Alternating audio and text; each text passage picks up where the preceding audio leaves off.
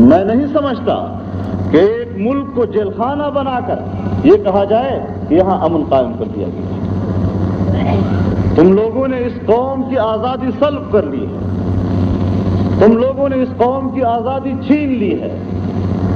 وہ آزادی جو انسان کا پیدائشی حق ہے،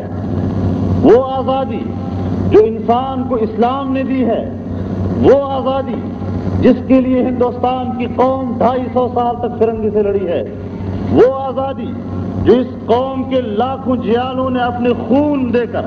آزادی کو حاصل کیا، وہی آزادی آج تم نے چھین لی ہے۔ اگر آج ہم اس غلامی کو قبول کرتے ہیں تو میں نہیں سمجھتا کہ ہم نے فرنگی کے خلاف کیوں جنگ لڑی تھی۔